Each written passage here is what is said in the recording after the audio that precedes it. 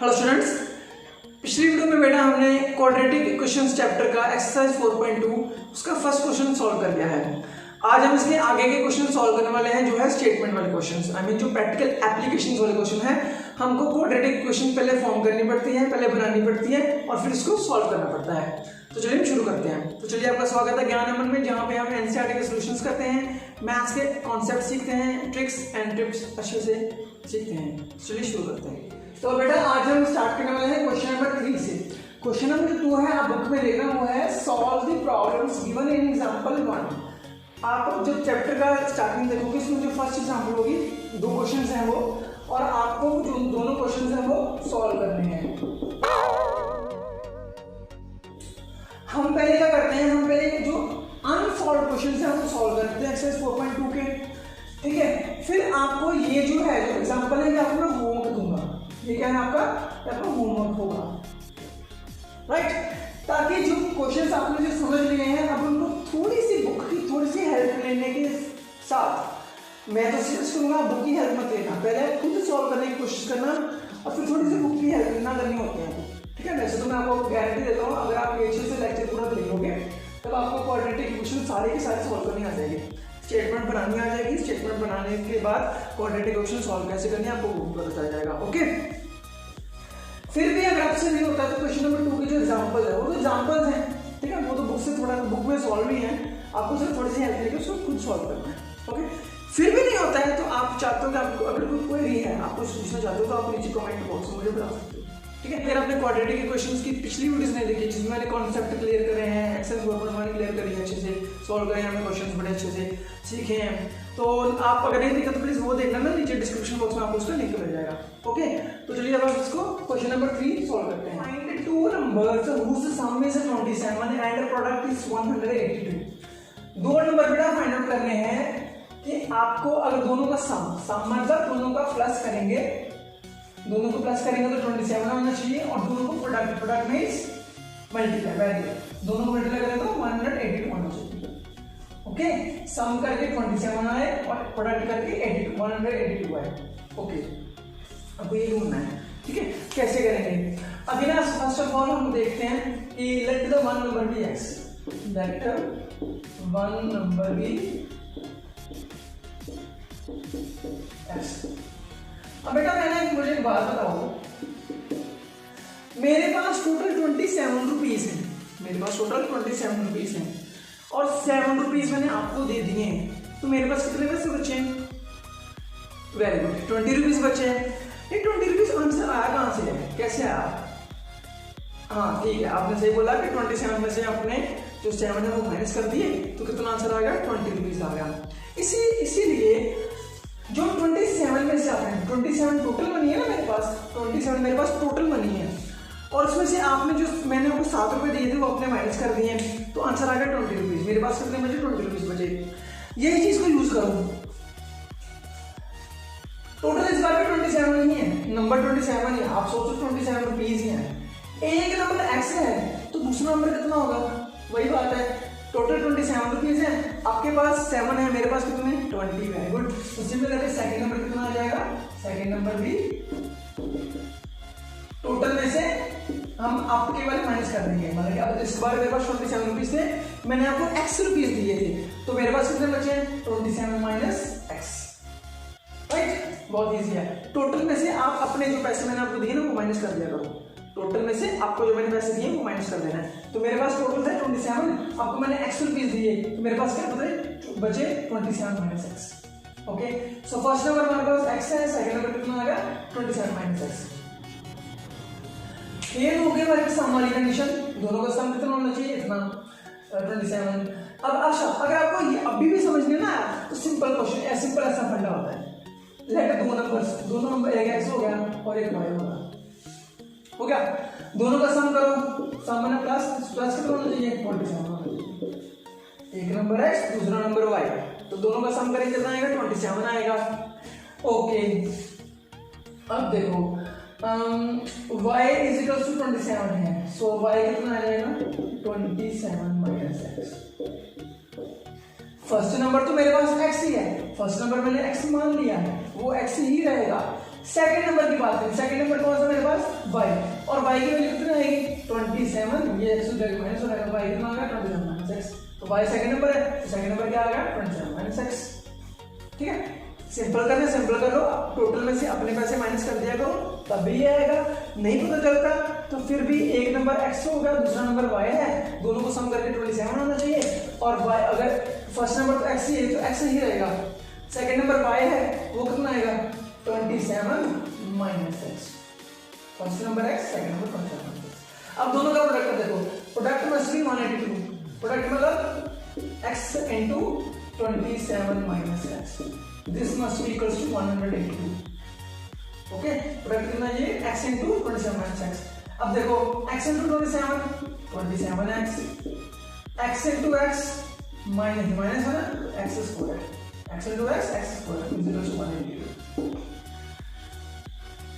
ये मैं थोड़ा सा पॉजिटिव कर लेता हूँ, तो मुझे थोड़ा अच्छा लगता है, तो उसको मैं उधर भेज रहा हूँ दूसरी साइड में, x स्क्वायर हो गया ये जाएगा और दूसरी साइड में तो माइनस 27x हो जाएगा, और ये ऑलरेडी इधर है तो ये नाम 182 आ गया।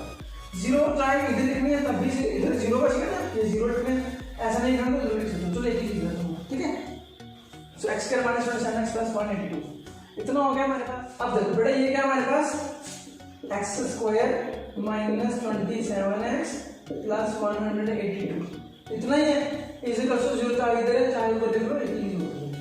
ठीक है, चीज ऐसी होती है, इसको ऐसे भी कर लो कोई बात नहीं होती। ठीक है, मैंने सीख लिया। अब देखो, अब डिब्बे वाली फैक्टराइजेशन करनी पड़ेगी। डिब्बे वाली फैक्टराइजेशन मैंने आपको बहुत बार सिखा दी है, देखो कैसे बहुत इजी होती है। हमें चाहिए 2 नंबर चाहिए,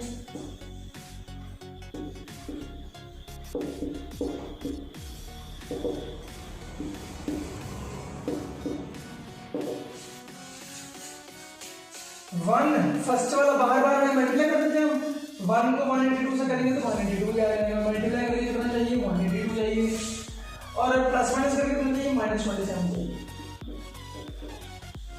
राइट, अब ये नंबर थोड़े से डिफिकल्ट है, ऐसे फैक्टराइजेशन करोगे तो कितना टाइम लग जाएगा, क्योंकि सोचना पड़ेगा कि कौन सा नंबर आएगा, किसको किससे मल्टीप्लाई करेंगे तो 13 कैसे आएगा, कि वो बन जाएगा नहीं बनेगा, तो कैसे कर सकते हैं इसको सिंपल कर लो। ये देखो फैक्टराइजेशन करो बेटा, 182 निकालना है ना हमने, तो कितना करेगा 2 से करेंगे 291 आर, 91 किसके टेबल आता है 7 के टेबल आता है, 7 13 का होता है और 13 होता है 13। मैं क्या पता फैक्टराइजेशन हो गई। अब देखो 2 7 14 और अकेला 13, 14 और 13 कितने होते हैं 27, और 14 और 13 मल्टीप्लाई करेंगे तो कितना आ जाएगा 182। वेरी गुड, बन गया 14 और 13, कनेक्शन बनाओ ना दोनों का, 2 7 और 14, 14 और 14 into 13 182। ओके, 14 और 13 का ऐसे कनेक्शन बनाओ 27 बन जाए, सच में होता है, प्लस करके क्या होता है 14 plus 13 14 plus 13 27 होता है। अब बट देखो, बस देखो 14 13 14 13, अब बस साइन देखना है, साइन कैसा आएगा, ये पॉजिटिव चाहिए ये नेगेटिव चाहिए। मल्टीप्लिकेशन में पॉजिटिव साइन कब आता है, या तो दोनों नंबर प्लस के हो या दोनों नंबर माइनस के हो। वेरी गुड, और ये चाहिए माइनस का, दोनों माइनस का नहीं। ठीक है, सो माइनस माइनस कितना आ गया -14 एंड -13, ये बन गया हमारे पास X square minus, first as it is, आपको पता है ना फर्स्ट एज इट इज रहता है, लास्ट एज इट इज रहता है, ये स्प्लिट हो जाता है -14x -13x, ये एक चीज होगी ये दूसरी चीज होगी। राइट, इसको सारा भूल जाओ, अभी सिर्फ इस पे ध्यान दो। दो घर हैं, दो एक घर में 2 एक्स रहते हैं, एक में 1 एक्स रहता है और 14 रहता है, एक्स एक्स दोनों बाहर घूमने चले जाते हैं तो कितना बचता है सिर्फ एक्स, एक्स एक्स बाहर घूमने चले जाते हैं, इस घर में सिर्फ 1 एक्स बच जाता है और इस घर में एक 14 बच गया। ठीक है, माइनस का माइनस आ गया, 13 के टेबल में 182 आता है 14 पे आता है, 182 किया है तो 13 कॉमन आ गया, इस घर में सिर्फ x बचा और इस घर में क्या बच गया 14 बच गया, क्योंकि 13 14 और 182 होता है। मैंने आपको बताया जब माइनस बाहर लिखते हो तो अंदर वाला साइन चेंज कर लिया करो, चेंज हो गया प्लस की जगह माइनस आ गया, जब बाहर माइनस आ जाता है तो अंदर वाला साइन चेंज हो जाता है। अब हमारा फंडा होता है ये और ये ब्रैकेट सेम होनी चाहिए, सेम है लिख लिया बाहर, ये और ये ब्रैकेट सेम है जो बार बार घूमने गए थे वो लिख लीजिए x माइनस 13 इक्वल टू 0। एक बार x माइनस 14 इक्वल टू 0 कर लो और एक बार x माइनस 13 इक्वल टू 0 कर लो। x इक्वल टू आ गया 14 और x इक्वल टू आ गया 13। ठीक है जी, x से 14 आ गया, x 13 आ गया। सिंपल बात है, जब x से 14 होगा तब दूसरा नंबर कितना होगा 13, और जब x से 13 होगा तो दूसरा नंबर कितना होगा 14। मतलब x से 14 होगा तब y 13 होगा, जब x से 13 होगा तब y 14 होगा। दोनों का फाइंड आउट हो गया, सिंपल आंसर, राइट। तो चलो हम नेक्स्ट क्वेश्चन करते हैं, क्वेश्चन नंबर 4। ओके बेटा, नेक्स्ट क्वेश्चन है हमारे पास 4th question. Find to consecutive positive integers, find two consecutive positive integers, the sum of whose squares is 365। थोड़ा ध्यान से करने वाला क्वेश्चन है। फर्स्ट ऑफ ऑल तो मैंने पिछली वीडियो में बताया आपको कि कंसेक्यूटिव पॉजिटिव इंटीजर्स क्या होता है। कंसेक्यूटिव का मतलब पहले तो पॉजिटिव इंटीजर्स जो सिंपल पॉजिटिव वाले 1 2 3 4 5 ऐसे करके। कंसेक्यूटिव का मतलब नेक्स्ट वाले, आई मीन 10 के साथ क्या होता है 11, 5 के साथ क्या होता है 6, 28 के साथ क्या होता है 29, 16 के साथ क्या होता है 17। तो साथ हो गए। सो ठीक है, so let the one number be, let the one number be x हो गया, एक नंबर x होगा, तो उसका साथ वाला नंबर क्या होगा, सेकंड नंबर कौन सा होगा, आगे वाला होगा ना। 10 के बाद 11 क्यों आएगा, जब क्या प्लस करेंगे, वेरी गुड, 1 प्लस करेंगे तो सेकंड नंबर क्या होगा, सिंपल हो गया। ठीक है, कंसेक्यूटिव का मतलब सिर्फ साथ वाला नंबर, ठीक है, आगे वाला नंबर, जैसे 10 के बाद 11, 15 के बाद 16। ओके, तो अगर x और x के बाद क्या आएगा x + 1। ठीक है, तो इसका बोला है कि इसका सम करो, consecutive positive integer whose sum of whose squares। अब सम करना है, इसका सम किया, इसके साथ किया, दो नंबर हो गए ये वाले, दोनों का सम करना है। सम किया बेटा, ये उसने बोला सम ऑफ whose squares, दोनों का सम कर रहे हैं, लेकिन उसका नंबर्स का सम नहीं करना, नंबर्स के स्क्वायर्स का सम करना है। स्क्वायर में इसका स्क्वायर क्या होगा x स्क्वायर, वेरी गुड। इसका स्क्वायर क्या होगा ये वाला टोटल नंबर का square. So x square plus ये वाला नंबर उसका square, that is equals to 365। ये 365 है, सीधा सीधा पलट कर देना है इनका सम और इसका सम। उसने बोला है सम करोगे, किसका सम करोगे, उनके स्क्वायर्स का सम करोगे, इसका स्क्वायर करोगे तो इसका भी स्क्वायर करोगे, दोनों के स्क्वायर का सम करोगे तब जाके 365 आएगा। ओके, अब इसके देखो फर्स्ट का ऐसा आएगा x स्क्वायर, ये देखो a + b होल स्क्वायर, तो कितनी बार कर लिया है a square + b square + 2a, so a square + b square, a कितना है x, b कितना 1, a स्क्वायर + b कितना 1 उसका square plus 2 into a into b, that will be equals to 365, right? So x square plus x square, 1 apple plus 1 apple, 2 apples. Okay, 1 square 1 होता है, 1 plus 1 into 1 1, 2 into 1 2 और 2 into साथ में x कितना x होता है, right? डिग्री का order लिख लो, 2x square plus 2x plus 1, वो इधर आएगा 365, इधर 90 हो जाएगा, right. 2x square plus 2x, 1 minus 365, positive negative always subtract, 365 minus 1 364, दोनों में से बड़ा कौन है, 1 बड़ा है 365 बड़ा होता है, 365 बड़ा होता है, वो तो क्या है नेगेटिव, आंसर भी नेगेटिव। चलो जी, अब मैंने आपको बताया था, शॉर्टकट बताया था, ऐसे सॉल्व करने से करो, लेकिन थोड़ा लंबा है। अभी शॉर्टकट होने का टाइम आ गया। 2 का डिविडेंड आता है, 2 का डिविडेंड आता है, 2 का डिविडेंड 364 पे आता है, तो तीनों नंबर को 2 से डिवाइड कर देते हैं। ठीक है, इसको 2 से डिवाइड कर देते हैं, 2 कैंसिल हो जाएगा, ये कटेगा तो 100 कितना आ जाएगा 1 8 2 आएगा। क्या बनेगा हमारे पास, यहाँ पे लेते हैं x स्क्वायर, 2 कर दोगे ना, x स्क्वायर प्लस अकेला x माइनस 182। अब देखो हमारे पास बन गई quadratic equation x square plus x minus 182 equals to 62। अब देखो वही चीज हो गई है, डिब्बे बना लो, मल्टीप्लाई वाले डिवाइड बनाओ और प्लस माइनस वाले बनाओ। 1 into -1 into 2 -1 into 2 आएगा, क्योंकि 1 into 1 into same positive negative into negative, यहाँ पे चाहिए 1 चाहिए। अभी एक बात बताओ, अभी अभी पिछला क्वेश्चन किया उसमें क्या करना, कितना नंबर चाहिए था, 1 into 2 चाहिए था, इसमें चाहिए 1। पिछले क्वेश्चन में 1 into 2 चाहिए था, तब क्या आया था 13 into 14। अब क्या आपकी बात आ सकता है 13 into 14 पॉसिबिलिटी है। पिछली बार चाहिए था यहाँ पर 27, 13 और 14 कितने होते हैं 27 होते हैं, और 13 14 प्लस करके 27 आए थे, इस बार माइनस करके माना जाएगा, आएगा ना, बन गया क्वेश्चन बन गया। प्लस करके 27 आया था पिछली बार, इस बार माइनस करके माना जाएगा। सो 14 into 13 13।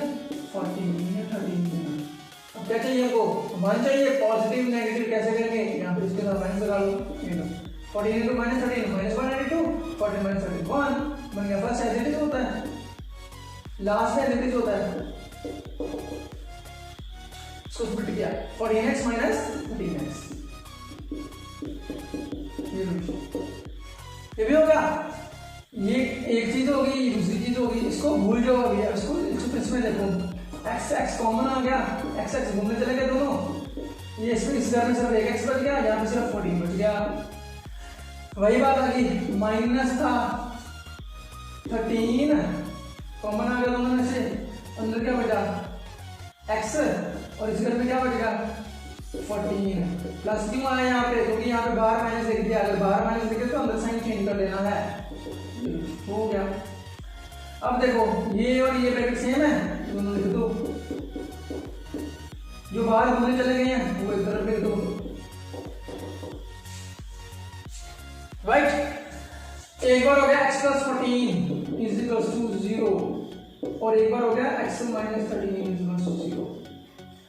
x will be -14, इधर जाके -14 हो गया, और इधर जाके ये हो गया 13 हो गया। अब देखो क्या चाहिए, x -14 एक 13। उसने बेटा बोला था फाइंड 2 कंसेक्यूटिव पॉजिटिव इंटीजर्स, उसने पॉजिटिव इंटीजर्स बोलने हैं। हमारे पास एक पॉजिटिव एक नेगेटिव है, हमको नेगेटिव वाला टर्म निग्लेक्ट करना पड़ेगा, निग्लेक्टिंग दिस वन, इसको निग्लेक्ट करो, इसको निग्लेक्ट किया तो आंसर क्या आएगा x = 13। अब x एक नंबर आएगा, ओरिजिनल नंबर आएगा 13, और उसका कंसेक्यूटिव क्या होगा, x 13 है तो x प्लस 1 कितना होगा 14। Very good. So x = 13 and x + 1 = 14। तो आंसर कितना आएगा आपका, कितना आंसर आएगा 13 एंड 14। डन।